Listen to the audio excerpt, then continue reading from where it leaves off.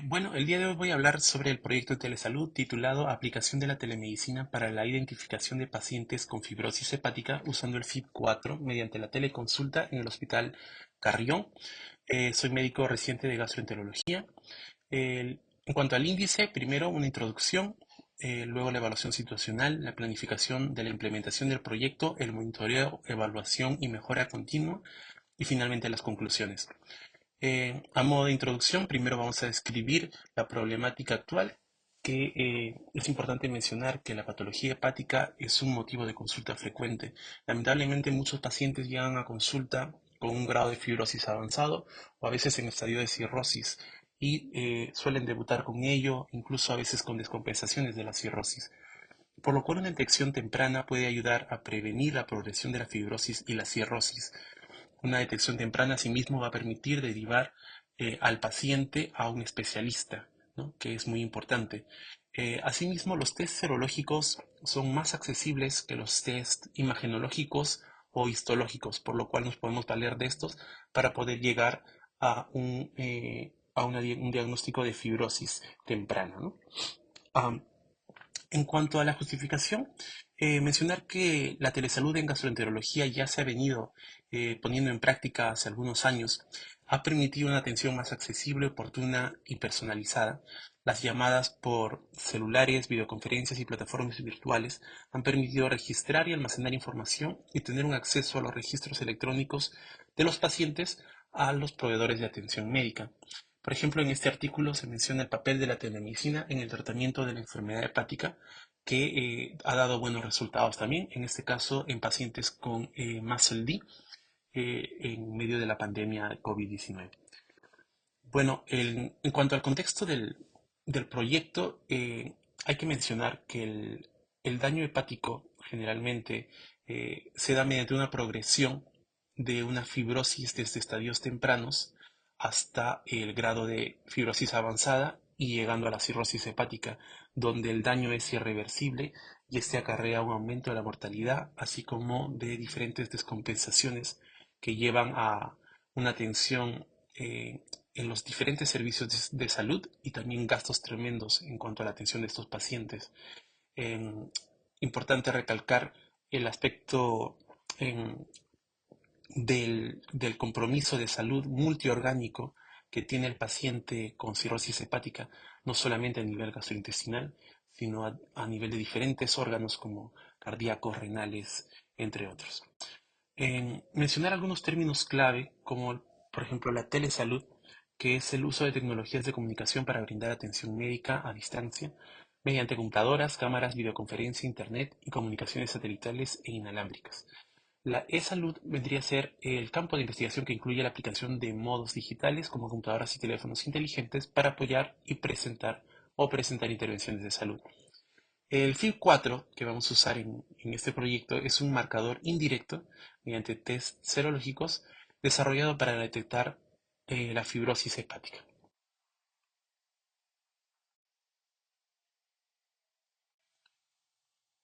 En cuanto a la evaluación situacional y el análisis del entorno, la telemedicina nos permitirá facilitar la detección temprana de pacientes con factores de riesgo para fibrosis hepática. Va a permitir consultas virtuales, monitoreo de estudios laboratoriales que son más accesibles como un hemograma o un perfil hepático. Desde la pandemia hemos visto una expansión marcada de la telemedicina y la aceptación de los pacientes y personal de salud de las consultas virtuales. En cuanto al análisis del entorno, la telemedicina nos ha permitido diferentes estudios que han evaluado el uso de este en patologías hepáticas, por ejemplo, a nivel de cirrosis, ¿no? Se ha visto el potencial de la telemedicina y las tecnologías sanitarias móviles. En cuanto al tratamiento también de la enfermedad hepática, ha permitido también la telemedicina acercarse al paciente en el seguimiento y tratamiento. También como una opción de pacientes con MASLD, en medio de la pandemia también se ha visto un rol de la telemedicina, ¿no? Por lo cual se habla de una nueva era digital en el tema de cirrosis y enfermedades hepáticas que pueden ayudar a tener un mayor control, una mejor evaluación de los pacientes a distancia sin necesidad de estar acudiendo personalmente, ¿no? A la atención. En cuanto a la evaluación del entorno facilitador, hablando sobre la infraestructura organizacional, en- cada vez hay mayor interés en implementar o mejorar los servicios de telesalud y esto también ha llevado a una aceptación progresiva tanto de médicos y pacientes por este nuevo tipo de atención de salud, ¿no? Asimismo, de manera importante se ha visto una reducción de costos para los sistemas de salud al disminuir la necesidad de consultas presenciales, evitando todas estas barreras geográficas y de acceso, ¿no? En cuanto a la evaluación del entorno facilitador, hablando ya más de la tecnología, vemos que ha habido un crecimiento marcado de acceso a Internet hasta los lugares más recónditos y mediante dispositivos móviles también. Hay avances en cuanto a tecnología artificial y monitoreo remoto que han ayudado a mejorar la calidad del servicio. Y también, por supuesto, hay plataformas seguras para la telemedicina con cifrado de datos, ¿no? Importante la seguridad en cuanto a los datos. En, en cuanto a la normatividad, hay que mencionar algunas leyes y decretos, por ejemplo, la Ley 30421, la Ley del Marco de Telesalud, que es un marco legal para el desarrollo de la telesalud en el país, define sus componentes, servicios y responsabilidades de las entidades involucradas. El decreto legislativo número 1490 fortalece los alcances de la telesalud, ampliando y optimizando los procesos vinculados a su implementación y desarrollo. La ley número 30024 es la ley que crea el Registro Nacional de Historias Clínicas Electrónicas, el RENICE, para centralizar y estandarizar las historias clínicas electrónicas a nivel nacional. En cuanto a la ley número 29733, es la ley de protección de datos personales que garantiza la protección de datos personales en el manejo de la información, asegurando la privacidad y seguridad de la información de los pacientes. La ley número 27269, que es la ley de firmas y certificados digitales, que regula el uso de firmas y certificados digitales en el país. El decreto legislativo número 1412, que es la ley de gobierno digital, que promueve el uso de tecnologías digitales en las entidades del sector público, incluyendo el sector salud. La resolución ministerial número 117-2020 MINSA, que aprueba la directiva para la implementación y desarrollo de los servicios de telemedicina en sus modalidades síncrona y asíncrona, estableciendo alineamientos para su correcta aplicación. La resolución ministerial número 116-2020 de MINSA, que aprueba la directiva de telegestión para la implementación y desarrollo de la telesalud orientada a la gestión y coordinación de los servicios de salud a través de medios digitales. Hay retos en cuanto a este proyecto. Por ejemplo, em, hay situaciones de complejidad, ¿no? En los que sería necesaria una atención presencial, ¿no? Examinar al paciente es importante, por supuesto, y el hecho de evaluar un paciente a distancia también puede enfrentarse a este reto, ¿no? Hay preocupaciones también en cuanto a los pacientes sobre la privacidad de los datos que se están recopilando. Hay dificultades de conectividad en algunos casos, ¿no? La señal del Internet y también el nivel de comodidad que tengan los pacientes con la tecnología. Al cumplir, bueno, también es otro reto el cumplir con las regularizaciones y normativas estrictas. También, si hubiera un acceso inadecuado a un celular, tablet o computadora, es otro reto. La imposibilidad de realizar un examen físico adecuado cuando es necesario también es otra limitación y a la vez un reto. Así como el acceso a exámenes serológicos, ¿no?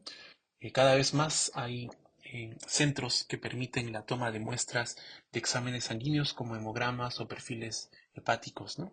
Que serían más accesibles que, por ejemplo, el tener un acceso a un estudio de imagen o un estudio histológico o tener acceso a un profesional especialista, ¿no? Es por lo cual este proyecto se plantea. En cuanto a las oportunidades que tenemos son, uno, la ventaja económica, la reducción de las horas de trabajo sanitario y de costos en salud. Asimismo, mejorar la participación de las personas con carencias médicas o sociales que no tienen fácil acceso a los profesionales de salud, especialmente a los especialistas como los hepatólogos. Es útil también para la comodidad del paciente, ya que no requiere tiempo o transporte eh, ni restricciones por distancia, ¿no? Evitando que se realicen viajes innecesarios a una cita médica. En cuanto al diseño del sistema de salud digital, tenemos dos sistemas, el sistema asíncrono y el sistema sincrónico.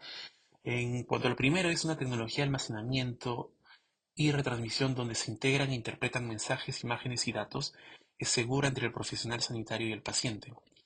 En cuanto al sistema sincrónico, es una interacción telefónica o de audio y video en tiempo real donde se utilizan teléfonos inteligentes, tablets o computadoras. En cuanto a la plataforma que usaríamos para este proyecto, se gestionaría la creación de perfiles de usuario con datos médicos relevantes y configuraciones personalizadas. De la misma manera, la gestión de datos por parte del personal de salud y del paciente, que les va a crear un usuario de acceso único para poder ingresar. Las consultas virtuales a través de módulos de teleconsulta con videollamadas seguras con cifrado de extremo a extremo. Los registros de historias clínicas electrónicas con almacenamiento en la plataforma con acceso a resultados de exámenes, reportes médicos. El agendamiento de citas con notificaciones recordatorias periódicas, notificaciones también 24 horas antes de la cita. Recetas electrónicas que van a ser certificadas y podrán ser recogidas por familiares o personal encargado del paciente o en coordinación con farmacias cercanas al domicilio. En cuanto a la seguridad y protección de datos, también es importante contar con diferentes herramientas como el IPA, que es el sistema americano que permite, que regula todo el tema de la protección de datos de los pacientes, ¿no? De la misma manera, el Reglamento General de Protección de Datos de la Unión Europea, que es el de GDPR también, el TLS 1.3, el protocolo criptográfico que cifra la información que se intercambia en la red, el AES-256, que es el sistema de cifrado de 256 bits, que se utiliza para la transmisión de datos en TLS.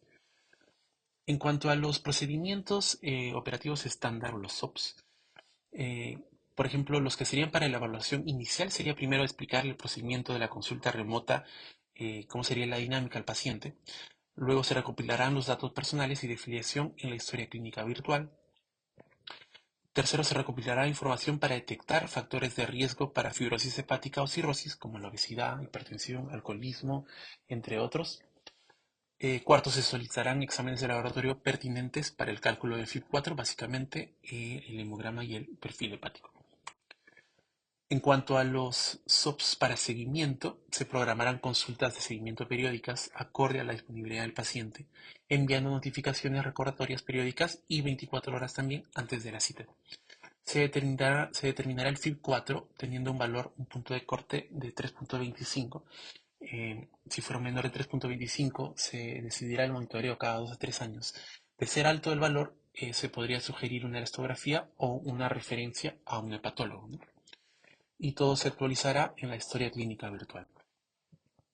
En cuanto a los pacientes que incluye este proyecto y las consideraciones de equidad, vamos a tener pacientes que deseen ingresar por consultorio de gastroenterología, que tengan acceso a llamadas telefónicas o videollamadas directas o indirectas con ayuda de familiares o personal encargado. Se va a excluir a los pacientes que no tengan dispositivos de telecomunicaciones compatibles a nuestro sistema, así como analfabetos en habilidades básicas de telecomunicaciones y que no cuenten con alguien que pueda ayudarlos en casa. De la misma manera, se van a realizar encuestas virtuales de satisfacción, videollamada telefónica o plataforma virtual, al final de cada consulta, para evaluar la atención. En cuanto al desarrollo del presupuesto, hemos dispuesto montos estimados para estos conceptos.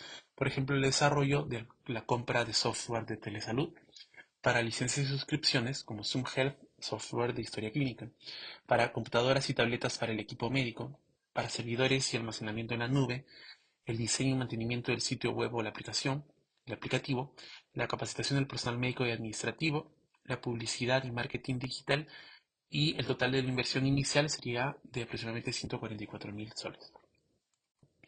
En cuanto a sueldos del personal, estoy ya hablando de los costos mensuales de médicos, enfermeros, administrativos, también para el mantenimiento de los software y servidores, para servicios de Internet y telecomunicaciones, licencias y suscripciones, marketing y publicidad digital, dando un total mensual de 650.000, de 65.000, perdón, soles, 65.000. En cuanto a la definición de objetivos de monitoreo, se medirá el número de pacientes inscritos y consultas realizadas mensualmente.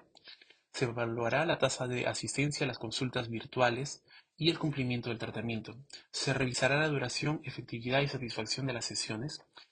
Mediremos el tiempo también de respuesta y resolución a las fallas técnicas. Se evaluará la accesibilidad de la plataforma para pacientes con diferentes niveles tecnológicos e identificaremos oportunidades para optimizar el uso de los recursos. Este, Se evaluará la efectividad en detectar a tiempo a pacientes con fibrosis hepática mediante telesalud. Se medirá también la satisfacción de médicos y pacientes con el servicio de telesalud. Se determinará el impacto que tiene este en la calidad de vida de los pacientes. Se analizará la rentabilidad y sostenibilidad del proyecto, así como identificaremos áreas de mejora e innovación. En cuanto a la planificación de mejora continua, cuando la planificación de mejoras se va a analizar la satisfacción del paciente con la atención, el tiempo que toma la atención y sugerencias también con los resultados que obtengamos serológicos. Vamos a revisar fallas en la plataforma, conectividad, barreras tecnológicas, económicas, educativas y proponer soluciones con plazo de implementación. En cuanto a la implementación de mejoras, se va a capacitar al personal e implementar guías detalladas, optimizar la plataforma con mejor estabilidad de acorde al desarrollo. En cuanto a la evaluación de mejoras, vamos a comparar datos recaudados, recoger testimonios sobre calidad, adherencia, adaptación, auditar de forma periódica y detectar fallas remanentes. En cuanto a la implementación de mejoras, vamos a documentar los procesos optimizados y ajustar estrategias para abordar problemas no resueltos antes. Actualizaremos también los procedimientos operativos estándares, implementaremos cambios definitivos. En cuanto a estrategias de mejora, vamos a contar con encuestas periódicas tanto a los pacientes como a los médicos, reuniones también de análisis y de retroalimentación trimestral con el equipo. Vamos a tener capacitaciones continuas de todo el personal, así como generar alianzas con otros centros y especialidades para mejorar las prácticas. Bueno, como conclusiones, podemos mencionar que hay pacientes con factores de riesgo, ¿no? Como diabetes, hipertensión, alcoholismo, entre otros, que se beneficiarían de la novedosa innovación de la telesalud para detectar un estadio temprano de fibrosis y evitar de esta manera la progresión a la cirrosis.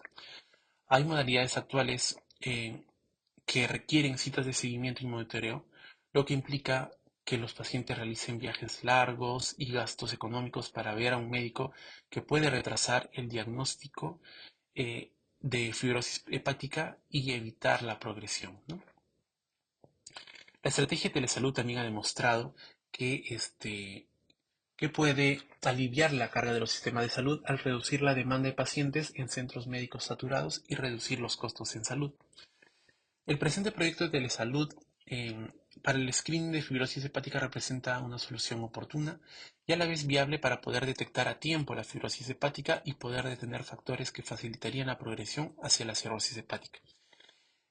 El no acceso a la atención por especialistas, por barreras geográficas, disponibilidad de especialistas fuera de la capital, barreras económicas y sociales serían motivos por los cuales este proyecto podría ser viable y tener buenos resultados. El uso de la tecnología con adecuadas plataformas y cumplimiento de la normativa y mantenimiento de la seguridad del tratamiento de datos van a ayudar a mantener la calidad de la atención, el seguimiento y el tratamiento de estos pacientes. Aquí se mencionan algunas de las referencias usadas. Muchas gracias.